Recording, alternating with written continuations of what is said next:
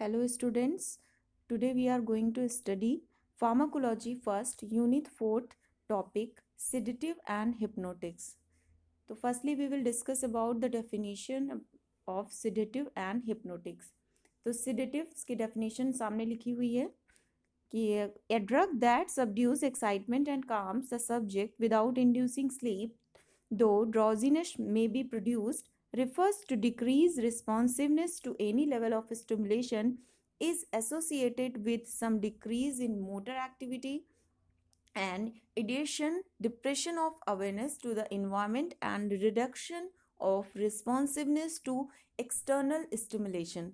तो सेडेटिव्स हमारे क्या होते हैं? सेडेटिव्स हमारी वो ड्रग्स होती हैं जो हमारे एक्साइटमेंट को रिड्यूस करती हैं, पर्सन को काम करती हैं, बट स्लीप इंड्यूस नहीं कराती हैं। उनकी वजह से हमें नींद नहीं आती है, बस हमारी बॉडी जो है वो रिलैक्स होती है, काम होती है, एक्साइटमेंट रिड्यूस होता है।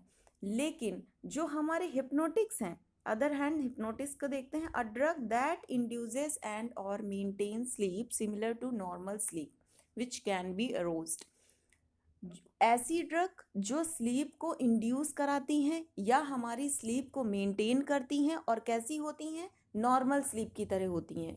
ये ड्रग जो नॉर्मल स्लीप की तरह होती हैं और जो नॉर्मल स्लीप इंड्यूस कराती हैं और हमारी स्लीप को मेंटेन करती हैं, ऐसी ड्रग्स को हम कहते हैं हिप्नोटिक्स। ठीक है। अब इनका यूज़ हम किस कंडीशन में कह रहे हैं? जैसे हम डिप्रेशन में चले जाते हैं तो डिप्रेशन के पर्सन्स को देखा होगा आपने कि बोलते हैं कि आप डिप्रेशन में हैं तो इन्हें नींद की गोलियां दे दी जाए। ठीक है, तो हम यहाँ पर उन्हीं की बात कर रहे हैं। लेकिन ड्रग्स में डिफरेंट क्या है कि डिफरेंस क्या है कि सेडेटिव कौन सी होती हैं, हिप्नोटिक कौन सी होती हैं। सबसे पहले हमको ये जानना पड़ेगा। तो सेडेटिव जो है वो नींद कॉज नहीं करती हैं, लेकिन जो हिप्नोटिक है हमारी वो नींद कॉज करती हैं। मीन्स उनको लेने के बाद हमें नींद आती है, लेकिन सेडेटिव को लेने के बाद सिर्फ काम इफेक्ट प्रोड्यूस होता है। नाउ क्लासिफिकेशन की बात करते हैं। अब इनका क्लासिफिकेशन 3 तरीके से किया गया है: barbiturates, benzodiazepine and newer non benzodiazepine hypnotics. ठीक है, बार्बिचुरेट्स को 3 पार्ट्स में डिवाइड किया गया: long acting, short, ultra short. Long acting ज़्यादा समय तक, शॉर्ट एक्टिंग थोड़े समय तक, अल्ट्रा शॉर्ट बहुत थोड़े समय तक। बेंजोडाइजेपिन को 3 कैटेगरी में डिवाइड किया गया: hypnotics, anti anxiety, anti convulsion. Hypnotics जो हमारी नींद के लिए हो रही हैं ड्रग्स, डायजिपम, फ्लोराजिपम, नाइट्रोजिपम, एल्प्राजोलम, टीमाजिपम, ट्रायोजोलम। एंटी एंजाइटी जो एंजाइटी को रिड्यूस करने के लिए बेसिकली की जा रही हैं: लोराजिपम, डायजिपम, क्लोडायजिपॉक्साइड, ऑक्साजिपम, एल्प्राजोलम। एंड एंटी कन्वल्सन जो हमारी कन्वर्जन में यूज़ होते हैं उनको हम कहते हैं anti convulsant drug: clonazepam, lorazepam, clobazam, diazepam. And last है हमारा third, newer non benzodiazepine hypnotics, कि ये नॉन बेंजोडाइजेपिन होते हैं, ये बेंजोडाइजेपिन नहीं होते हैं और ये न्यूयर हिप्नोटिक्स होते हैं: जोपिक्लोन, जोल्पिडम एंड जेल्प्लोन। ठीक है, now moving stages of sleep. अब हमें ये पता होना चाहिए, अगर हम स्लीप इंड्यूस कराने के लिए दे रहे हैं तो हमें स्टेजेस भी पता होनी चाहिए कि स्लीप की कौन कौन सी स्टेज होती हैं और फिर ऐसी कौन सी स्टेजेस हैं डिस्टर्ब हो जाती हैं जिसकी वजह से हमें सेडेटिव्स या हिप्नोटिक्स की ज़रूरत पड़ती है। तो कुल मिलाकर जो हमारी स्टेजेस हैं वो 4 स्टेजेस होती हैं। ठीक है, जिसमें से 2 तरीके की हमारी स्लीप को कैटेगराइज किया गया है कि एक होती है NREM स्लीप, नॉन REM सामने दिख रहा होगा आपको, एंड एक है REM। Non REM means non rapid eye movement और REM means rapid eye movement.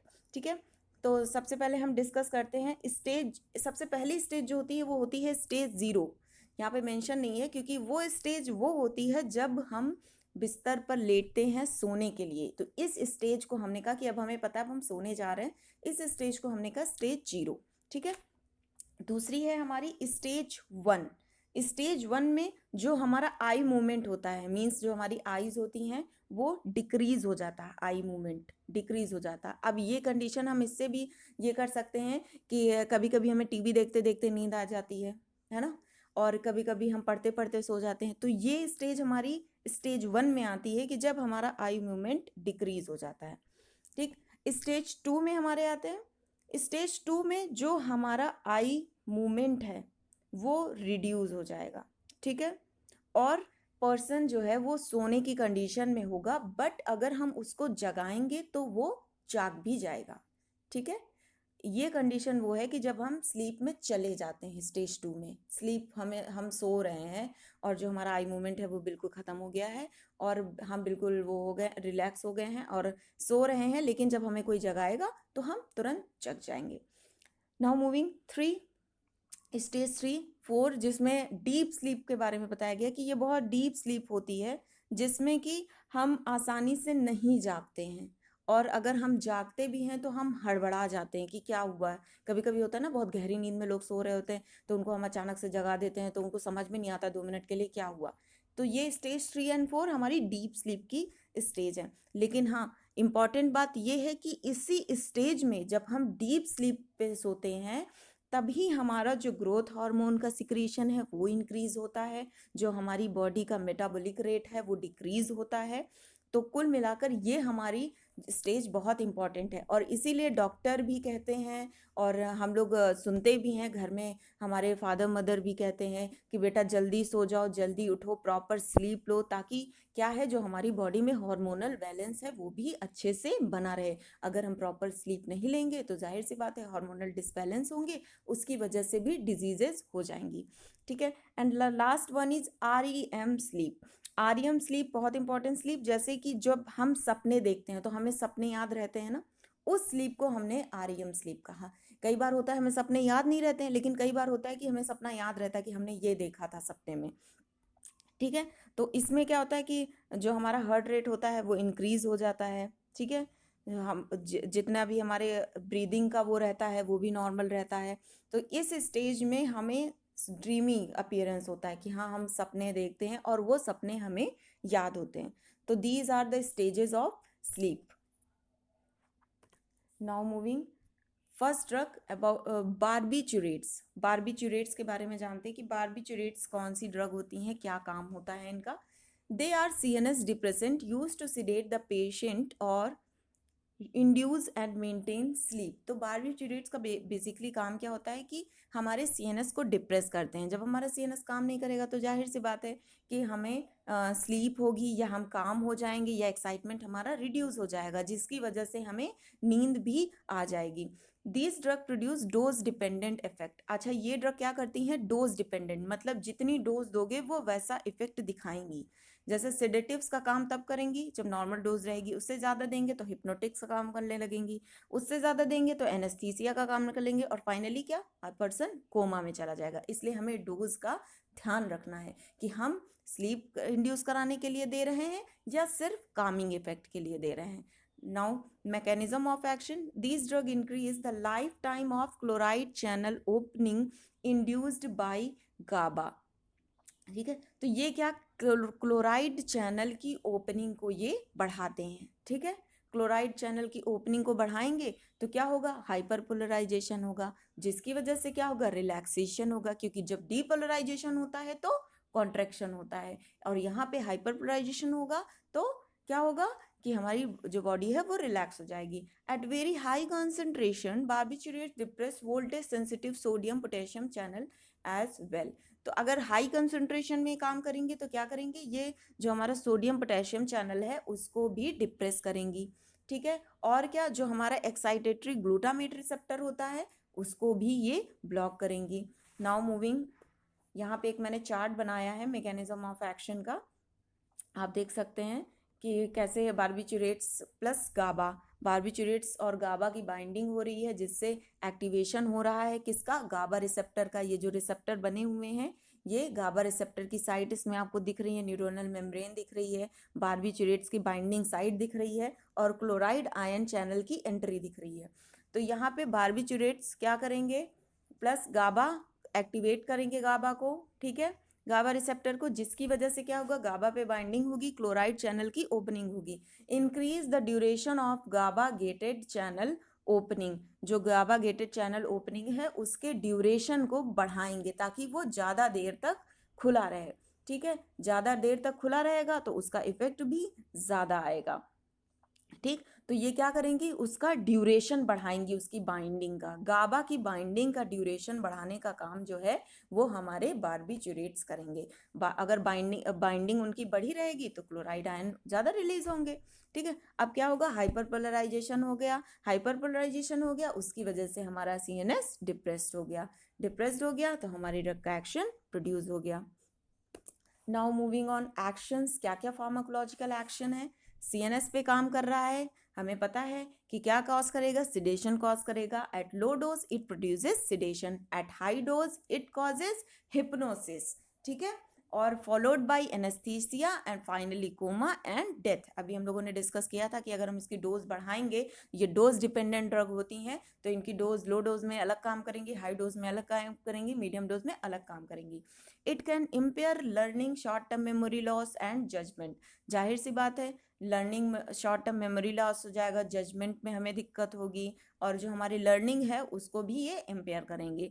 अब इनका कोई एनाल्जेसिक एक्शन नहीं होता, मीन्स पेन से रिलीफ नहीं करते हैं। बट इफ यूफोरिक में बी सीन इन एडिक्ट्स, जो एडिक्ट्स होते हैं, जैसे जिनको आदत होती है कि नींद की गोली लेके सो गए, या सेडेटिव्स या हिप्नोटिक्स का रोज ड्रग ले रहे हैं, उनको क्या यूफोरिया की कंडीशन हो जाती है। यूफोरिया की कंडीशन कि उन्हें लगता है कि वही सब कुछ है, उनकी अपने सपनों की दुनिया हो जाती है कि हाँ हम ही हैं सब कुछ, और जैसा मैं सोच रहा हूँ वैसा ही सब हो रहा है, एक सपनों की दुनिया बना लेते हैं। They may have anti convulsant property, इनके पास एंटी कन्वर्जन प्रॉपर्टी है, क्योंकि हमें पता है कि जो हमारे सीजर्स होते हैं वो भी झटके वाले होते हैं, टोनिक क्लोनिक होते हैं। अब उनको भी काम ही करना है, हमें रिलैक्स करना है हमारी बॉडी को, तो उसमें भी ये काम देते हैं। रिस्पिरेटरी सिस्टम पे क्या इफेक्ट है, ये सप्रेस करते हैं। Overdose is followed by respiratory depression and death. अगर हम ओवरडोज देंगे तो क्या होगा, जो रिस्पिरेटरी डिप्रेशन कॉज होगा, मतलब जो रेट ऑफ रेस्पिरेशन है वो कम हो जाएगा। पैरालिसिस भी हो सकती है, हाई डोज पे रिस्पिरेटरी पैरालिसिस भी कॉज हो सकती है। नाउ स्केलेटल मसल पे क्या करेंगे, रिड्यूस मसल कॉन्ट्रैक्शन। जाहिर सी बात है, जितना भी कॉन्ट्रैक्शन का काम हो रहा है इसको ये सारा रिड्यूस करेंगे। और ये मसल कॉन्ट्रैक्शन रिड्यूस कैसे होगा, जब ये हमारे NMJ न्यूरोमस्कुलर जंक्शन पर एक्ट करेंगे, उसको डिप्रेस करेंगे, जिसकी वजह से जो हमारा कॉन्ट्रैक्शन है वो भी प्रोड्यूस नहीं हो पाएगा। नाउ सीवीएस पे इनका इफेक्ट, ये डिक्रीज कर देते हैं हार्ट रेट को, डिक्रीज BP कर देते हैं, और जो हमारी कार्डियक कॉन्ट्रैक्टिलिटी होती है उसको भी डिक्रीज कर देते हैं, और यही वजह है कि ये हाइपोटेंशन भी कॉज करते हैं। किडनी में क्या इफेक्ट होता है, किडनी में यूरिन फ्लो डिक्रीज कर देते हैं, क्योंकि BP डिक्रीज हो रहा है तो हमारा रेनिन एंजियोटेंसिन काम करेगा, तो जिसकी वजह से हमारा BP भी डिक्रीज होगा, और जो हमारा ADH का रिलीज है वो इंक्रीज हो जाएगा। एंजाइम इंडक्शन, ये इंपॉर्टेंट पॉइंट है, हम लोगों ने पढ़ा था एंजाइम इंडक्शन एंजाइम इंडक्शन में फर्स्ट यूनिट में, कि ये इंड्यूस करते हैं साइटोक्रोम P450 माइक्रोसोमल एंजाइम को लीवर में। ठीक है, लेकिन अगर हम इनका क्रोनिक एडमिनिस्ट्रेशन करेंगे तो reduces the action of drug that are dependent on P450 metabolism, तो उनके मेटाबॉलिज्म में भी इफेक्ट होगा अगर हम इनका क्रोनिक एडमिनिस्ट्रेशन करते हैं तब।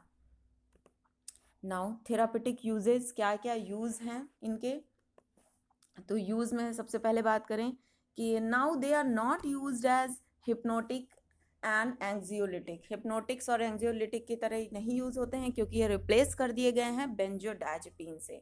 ठीक है, only ultra short acting thiopental are used intravenously to induce anaesthesia. कभी कभी एनेस्थीसिया देने के लिए हम लोग थियोपेंटल का यूज कर लेते हैं, जो कि अल्ट्रा शॉर्ट एक्टिंग है, मीन्स बहुत कम टाइम के लिए।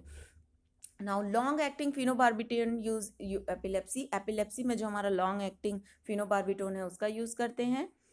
दे are use in long term management of tonic clonic seizure. Tonic clonic seizure में हम इसका यूज करते हैं। टोनिक क्लोनिक में क्या होता है बेसिकली, कि जो हमारी मसल्स हैं वो स्टिफ कर जाती है, स्टिफनेस हो जाती है, जर्की मूवमेंट हो जाता है, उसमें हम यूज करते हैं। They are sometimes used as adjuvant in psychosomatic disorder. Psychosomatic disorder ऐसा डिसऑर्डर जिसमें हमारी माइंड और बॉडी दोनों का इन्वॉल्वमेंट होता है। ठीक है, जैसे कि हमारी एंजाइटी हो गई, स्ट्रेस की कंडीशन हो गई, इन सारे डिसऑर्डर्स में हम यूज करते हैं इनको। फार्माकोकाइनेट ओरली एब्जॉर्ब होती हैं, वाइडली डिस्ट्रीब्यूटेड होती हैं, और प्लेसेंटा को क्रॉस करके मिल्क में सिक्रीट होती हैं। एडवर्स इफेक्ट इनके क्या हैं? Drug hangover, nausea, dizziness, nausea cause drowsiness cause करते हैं, इम्पेयर्ड कंसंट्रेशन, नोजिया कॉज करेंगे, ड्राउजीनेस कॉज करेंगे, कंसंट्रेशन करने में दिक्कत होगी, मेंटल एंड फिजिकल स्लगिशनेस, मतलब कि बॉडी पूरी ढीली ढीली सी हो जाएगी, मेंटली भी हम बहुत वो फील करेंगे और फिजिकली भी हम बहुत ढीला ढीला सा फील करेंगे। Now moving on, benzodiazepine, next category drug. पहले बार्बिचुरेट्स के बारे में हमने पढ़ा, अब हम पढ़ेंगे बेंजोडायजेपिन। तो इनको क्लासिफाई किया गया 3 तरीके से, short acting t half less than 5 hour, alprazolam, triazolam, intermediate acting t half 5 to 24 hour, nitrazepam, lorazepam, oxazepam, temazepam, and third one is long acting with t half longer than 24 hours, flurazepam, diazepam and chlordiazepoxide and clorazepate. ठीक है, ये classification हो गया। Now moving the mechanism of action of benzodiazepine, they act on midbrain and on limbic system, muscle रिलैक्शन is produced by primary medullary site of action and ataxia is due to action on cerebellum. ठीक है, तो basically ये क्या कहाँ act करते हैं? Mid brain और हमारे लिम्बिक सिस्टम में एक्ट करते हैं। तो अब मसल रिलैक्शन कैसे ये कॉज कर रहे हैं, मसल को रिलैक्स कैसे ये कर रहे हैं? क्योंकि ये जो हमारी प्राइमरीली मेडुलरी साइट है वो प्रोड्यूस कर रही है हमारा मसल रिलैक्शन, और जो हमारा एटॉक्सिया मीन्स जब हम चलते हैं तो हम थोड़ा सा चलने में जो हमारे ऊपर नीचे हो जाता है, उसका एक्शन कहाँ से? हमारा सेरिबेलम से आ रहा है। एटॉक्सिया का मीन्स यही होता है कि हम अपनी जो हमारी चलने की गति है वो डिफरेंट हो जाए, डिस्टर्ब हो जाए। तो they act on GABA receptor which is the major inhibitory neurotransmitter. ठीक है, एक्ट करते हैं हमारे गाबा रिसेप्टर पे। ध्यान रखिएगा, जो हमारा बार्बिचुरेट था वो भी गाबा पे एक्ट कर रहा था, ये भी गाबा पे एक्ट कर रहा। Binding of GABA to its receptor triggers an opening of chloride channel which leads to increase of chloride conductance. अब ये क्या कर रहे हैं? बार्बिचुरेट्स हमारा गाबा का बाइंडिंग को फैसिलिटेट कर रहा था, ये क्या करेंगे? जो हमारा क्लोराइड कंडक्टेंस है उसको इंक्रीज करेंगे कि क्लोराइड जो आयन है वो बहुत ज़्यादा रिलीज हो। The influx of chloride ion cause small hyperpolarization that moves the postsynaptic potential away from its firing threshold and thus inhibit the formation of action potential। जाहिर सी बात है, इन्फ्लक्स होगा उनका तो फिर हाइपरपोलराइजेशन होगा, जिसकी वजह से एक्शन पोटेंशियल जनरेट नहीं होगा। It enhances the frequency of chloride channel opening. अभी मैंने बताया कि ये क्लोराइड आयन चैनल की ओपनिंग की फ्रीक्वेंसी को इन्हेंस करते हैं। एक चार्ट के थ्रू बताने की कोशिश यहाँ पर देख सकते हैं। बेंजोडायजेपिन बाइंड हुए गाबा रिसेप्टर पे, इन्हेंस किया गाबा की एक्टिविटी को, ओपनिंग करी क्लोराइड चैनल की, और इन्हीं चैनल पे एक्ट करके ये अपना काम कर रहे हैं, इसको इन्हेंस कर दिया इन्होंने, इसके कंडक्टेंस को। Hyperpolarization, depression of CNS. ठीक है, क्लियरली देखिए बना हुआ है, क्लियरली सब लिखा हुआ है, बस आपको थोड़ा समझने की ज़रूरत है कि बेंजोडायजेपिन और बार्बिचुरेट्स में डिफरेंस यही है कि वो गाबा को बहुत ज़्यादा पोटेंशिएट करते हैं कि आप इनकी बाइंडिंग जितनी ज़्यादा होगी गाबा की, जितनी देर तक होगी उतने ज़्यादा क्लोराइड आयन होंगे। और यहाँ पर ये जो क्लोराइड आयन है उनके कंडक्टेंस को बढ़ा रहे हैं। आप देख सकते हैं कि पहले में कुछ क्लोराइड की एंट्री नहीं हुई थी, दूसरे में क्लोराइड की एंट्री हो रही, और तीसरे में आप देख रहे हैं कि क्लोराइड की एंट्री हुई है, 3-4 नीचे क्लोराइड आयन आ गए हैं। ठीक, now moving action, CNS action, they increase onset of sleep, ये स्लीप कॉज करते हैं। रिड्यूस इंटरमिटेंट अवेकनिंग, बीच बीच में जागना, उसको कम करते हैं। इंक्रीज टोटल स्लीप टाइम, जो टोटल स्लीप टाइम है उसको इंक्रीज करते हैं। स्केलेटल मसल को रिलैक्स करते हैं। Decrease nocturnal gastric secretion and prevent stress ulcer, जो हमारे पेट में गैस्ट्रिक एसिड के सिक्रीशन से अल्सर हो जाते हैं उनको ये प्रिवेंट करते हैं। जब हम टेंशन कम लेंगे, हम काम रहेंगे, तो जाहिर सी बात है हमें गैस्ट्रिक एसिड का सिक्रीशन नहीं होगा। थेरापेटिक यूजेस, एंजाइटी में करते हैं, मस्कुलर डिसऑर्डर में करते हैं, एमनीशिया में करते हैं, स्लीप डिसऑर्डर, सीजर्स में करते हैं। एंजाइटी पता ही है आपको कि फियर की जो कंडीशन होती है, मस्कुलर डिसऑर्डर मसल से रिलेटेड, एमनीशिया फॉरगेटनेस के लिए, और स्लीप डिसऑर्डर्स के लिए जिनको नींद नहीं आती है, और सीजर्स के लिए जो हमारे सीजर्स जनरेट होते हैं, कन्वर्जन होते हैं, उनमें यूज़ करते हैं। नाउ फार्माकोकाइनेटिक, लिपोफिलिक्स होती हैं इसलिए कंप्लीटली अब्जॉर्ब हो जाती हैं आफ्टर ओरल एडमिनिस्ट्रेशन, ठीक है। और मेटाबोलाइज किसकी वजह से होती है? हिपैटिक माइक्रोसोमल सिस्टम, ठीक है। और एडवर्स इफेक्ट क्या है? Dizziness, vertigo, ataxia, disorientation, amnesia, impairment of psychomotor skills, hangovers होता है, लार्ज डोजेस लेते हैं तो कमजोरी लगती है, ब्लरिंग ऑफ विजन होता है, ड्राई माउथ होता है, यूरिनरी इनकॉन्टिनेंस होता है कि बार बार यूरिन वो करने का मन करता है, और paradoxical stimulation, irritability and sweating cause होती है, और इरिटेबिलिटी प्रोड्यूस होती है। तो these are the adverse effect of barbiturates.